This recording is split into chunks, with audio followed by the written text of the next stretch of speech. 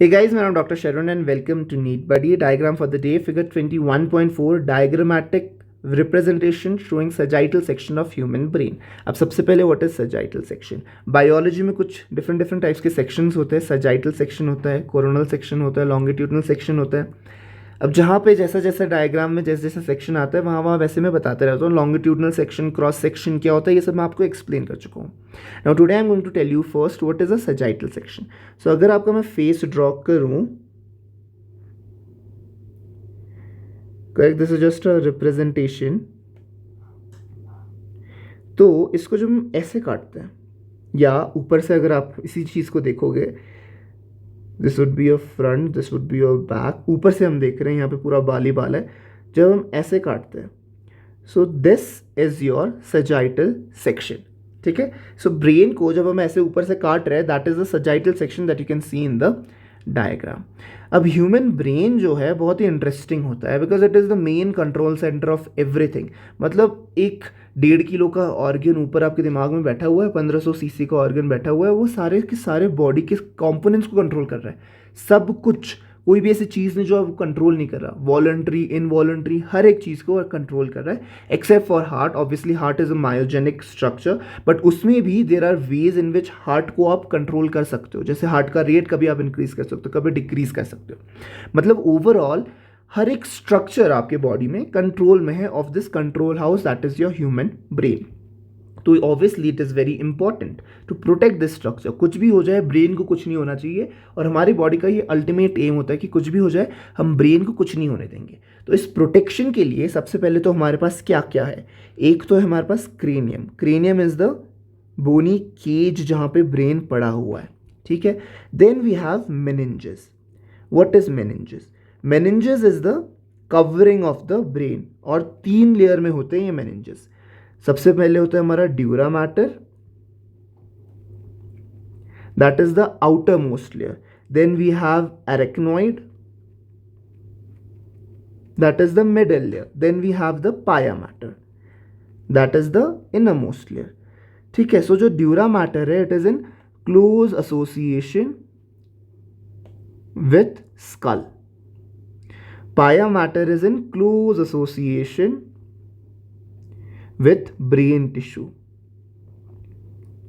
and arachnoid is present in between, and obviously it has fluid।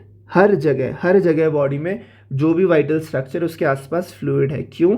ताकि उसको एक cushioning effect provide कर सके। Why do we have fluid? To provide cushioning effect. Cushioning effect. And what is this fluid? This fluid is called as CSF। CSF, CSF का full form क्या है? Cerebrospinal fluid. Cerebrospinal fluid, नाम से पता चला cerebro मतलब brain में घूम रहा है, स्पाइनल मतलब स्पाइनल कॉर्ड के अराउंड भी घूम रहा है, एंड फ्लूइड मतलब फ्लूइड है, CSF। ठीक है, so this is the outer structure, this is the covering of the brain. NCERT में it has been explain beautifully, you can go and read from NCERT as well. In fact I would say कि जब ये diagram देख रहे हो side by side NCERT रखिए। अब diagram का मेन फोकस क्या है?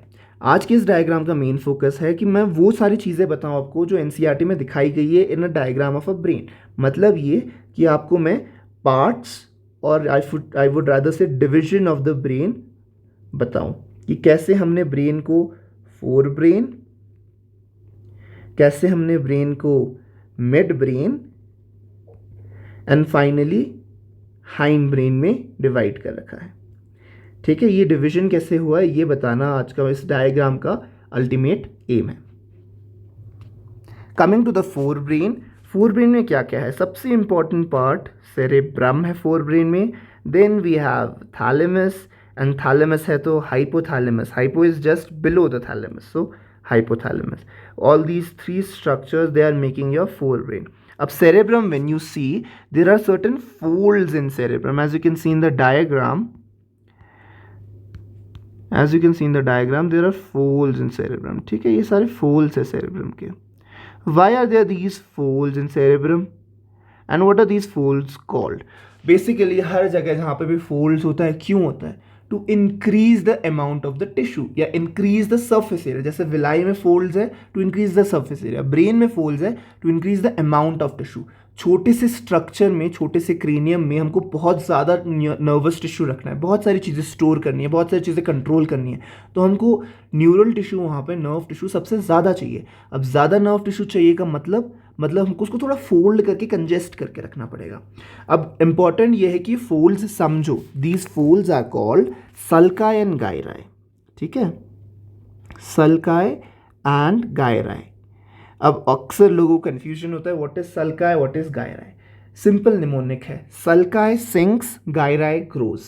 Sulci sinks, gyri grows. Sinks मतलब जो ऐसे नीचे की तरफ जा रहा है, सिंक हो रहा है, that is your sulci. All the depressions are your sulci. And gyri grows मतलब जो ऐसे वापस उठ के ऊपर की तरफ आ रहा है, that is your gyri. So if you see यहाँ पे ये गैप में, ये जो यहाँ पे गैप में जो नीचे की तरफ जा रहा है, this part, this is your sulci. And वापस उठ के जो ऊपर आया, दिस इज योर गायराई. ये बीच वाला है सल्काई. ठीक है, so what sinks is sulci and what grows is the gyri. Again अगर आपको मैं दिखाऊं तो दिस ब्लू स्ट्रक्चर जो दिखा रखा है, दैट इज योर बाहर उठा हुआ structure, that is your grown structure. So that is your gyri. और इसी ग्रोन स्ट्रक्चर के बीच में जो ब्लैक कलर की लाइन आई है, दैट इज योर सल्काई. ठीक है, that is nothing but the gap, that is the dip. ठीक है, that is your sulci. So sulci, gyri cerebrum के पार्ट है. उसके अलावा we have thalamus and hypothalamus. Hypothalamus का क्या फंक्शन है, ये आपको मैं, हार्मोन्स बहुत सारी ये सेक्रेट करता है. Basically it is the main control centre of the chemical control and coordination of our body, and plus it has different control centres for body temperature and various other things. अब इस diagram में मैं functions में नहीं जाने वाला हूँ, because if I go into the functions the diagram will become very long और बहुत लंबा वीडियो बनेगा, which we don't want over here. I am just going to explain you the parts that has been given in the diagram and have been given in the NCERT. Our ultimate aim is to understand the parts of the brain. ठीक है, अब when you look at the cerebrum is divided into two hemispheres. These two hemispheres are called as cerebral hemispheres. So we have a left cerebral hemisphere, we have a right cerebral hemisphere. Why is this important?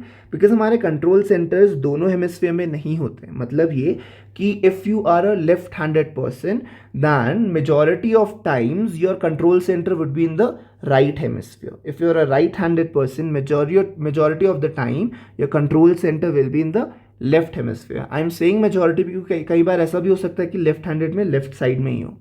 इसीलिए whenever you'll take history, जब आप MBBS करने जाओगे और आप history लेना शुरू करोगे पेशेंट से इन अ नर्वस केस, तो वहाँ पे आपको पूछा जाता है कौन से हैंडेड है पेशेंट, लेफ्ट हैंडेड है या राइट हैंडेड है, ताकि लीजन जब आपको होगा तो पता चले कि अगर लेफ्ट हैंडेड है और राइट साइड लीजन है मतलब ज़्यादा डैमेज होगा, लेफ्ट हैंडेड है और लेफ्ट साइड में लीजन है तो चांसेस कम है कि ज़्यादा डैमेज होगा.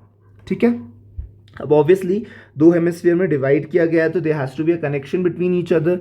सो we have a connection called corpus callosum. So what you see, this is your corpus callosum, the connection between the right and the left cerebral hemisphere.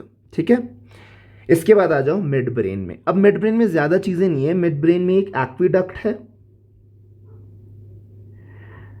Aqueduct के अलावा it is acting as a connection, and finally connection के साथ we have 4 spherical structure called as corpora quadrigemina, which is not shown in the diagram but it is mentioned in NCERT. So it can be asked, corpora quadrigemina forms which of the following part of the brain? Midbrain, hindbrain, forebrain या brain stem. So remember it is your midbrain. ठीक है, corpora quadrigemina, corpora quadrigemina. ठीक है, and this is the cerebral aqueduct. Cerebral aqueduct के through your CNS flows. What flows through cerebral aqueduct? CNS. ठीक है, now let's come to the midbrain. Midbrain has 3 structures: pons, cerebellum and medulla. ठीक है, again pons and medulla has lot of control centers in them for involuntary action.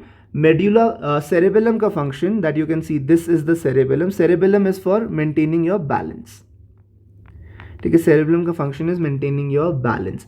Pond's and medulla they have various control sections, respiratory control centres, उसके बाद आपका कीमोटैक्सिक control centres, बहुत सारे control centres होते हैं वहाँ पे.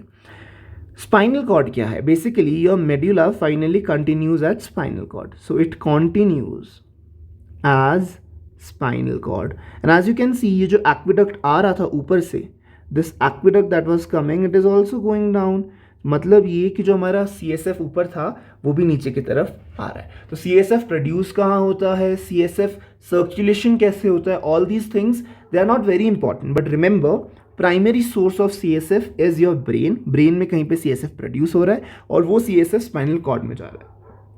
क्वेश्चन आ सकता है CSF is produce in spinal cord. It is incorrect, it is an incorrect statement. Spinal cord में CSF प्रोड्यूस नहीं हो रहा, ब्रेन में CSF प्रोड्यूस होता है, ब्रेन से फिर स्पाइनल कॉर्ड में आता है. ठीक है, so that would be all in this diagram guys. NCERT में it has been beautifully explained functions of various parts. NCERT में जितना function दिया गया guys उतना ही पढ़ना है, कहीं बाहर से नहीं पढ़ना, वरना ऑब्वियसली सेरेब्रल हेमिस्फीयर को हम बहुत डिफरेंट पार्ट्स में डिवाइड करते हैं. जैसे कि जस्ट गिविंग यू एग्जांपल कि क्या चीज़ आपको नहीं करनी, सेरेब्रल हेमिस्फीयर को हम motor cortex, sensory cortex divide करते हैं. ठीक है, या फिर आप दूसरी तरीके से डिवाइड कर सकते हो, frontal lobe, we have frontal lobe, we have parietal lobe, we have occipital lobe, we have your temporal lobe. different lobes के different functions होते हैं. फिर आपको वहाँ पे areas दिखते हैं, areas of association, motor area, sensory area, areas of association. ये सारी चीज़ें आपको नहीं करनी है, इतना डिटेल में नहीं जाना है, नीट में नहीं पूछेंगे इतना डिटेल में. जो आपका दिया गया है NCERT में उसमें फोकस कीजिए. NCERT में ओवरऑल फंक्शंस दिए गए कि कैसे आपका जो सेरेबेलम है, जो कॉर्टेक्स है, वो कैसे आपका मोटर फंक्शन कंट्रोल कर रहा है, कैसे वो सेंसरी रिसेप्टर्स के सिग्नल्स को ले रहा है, कैसे वो एसोसिएशन एरियाज में दोनों को एसोसिएट कर रहा है, सेंसरी को एसोसिएट कर रहा है, मेमोरी को एसोसिएट कर रहा है, और मोटर रिस्पॉन्स क्या देना है उसको डिसाइड कर रहा है. सो ग्रॉसली NCERT में बताया गया है, वही आपको पढ़ना है. So that would be all in this diagram guys. I will see you guys in the next diagram.